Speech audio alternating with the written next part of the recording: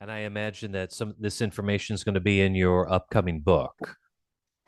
Yeah, it is, but uh, it's it's actually already completed. I have sort of toying with the idea about bringing it out this year. It's just I'm almost you get into such dark areas, Hmm. and I have so much to basically defend intellectually. I mean, think about it. I've got the synoptics and Paul and the literature of Hmm. Shakespeare. And I've also done a lot of like writing about. I have a piece out on J.D. Salinger, where it's in the internet now, where I decode Catcher in the Rye.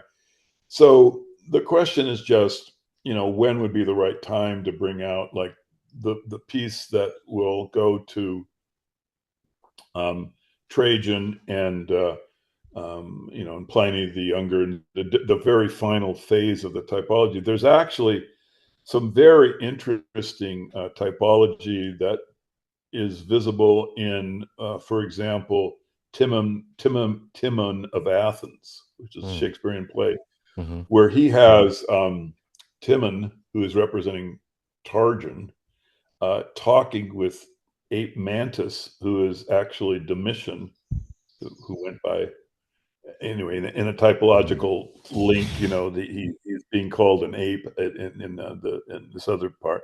Anyway, so this play is, I think, kind of a reflection of the final part of the typology and of the humor in the Gospels, and but and I have my analysis of it, but it is so difficult to defend or even discuss, um, particularly in terms of like with scholars they'll link to like Shakespearean analysis that is unaware of the Flavian typology. So they'll have some explanation of Timon of Athens, for example, Hmm. which I just find absolutely incomprehensible.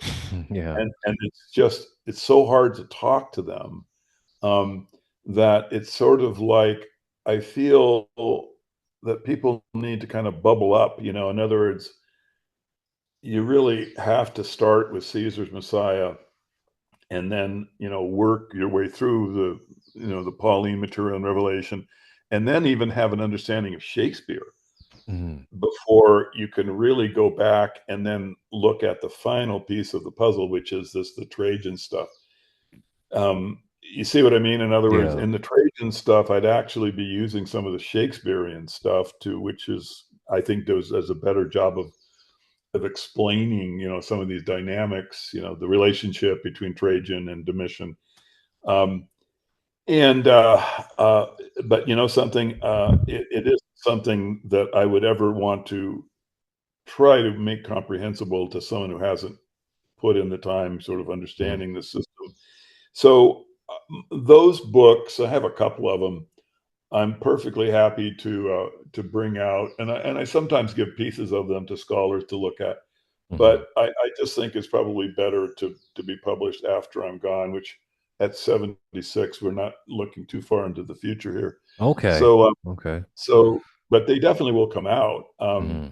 But I just, I just have no interest really right now in having something which could be so easily ridiculed, right? Hmm. They Yeah. could then they just one of the things that is used to contradict or to come up with objections to my work is they'll just take a single piece of the analysis and they'll go, look, this is parallel mania. Look Hmm. how weak this is, Hmm. because the what you're talking about is a system of typology and a sequence of typology, and and the element that I am trying to show is part of the sequence, but to analyze it as an individual unit, it really isn't presenting it in a way that is that the authors were trying to make the thing comprehensible with. You see, so Hmm. it is, and I don't want to get into that position where I'd be trying to explain Timon of Athens or something,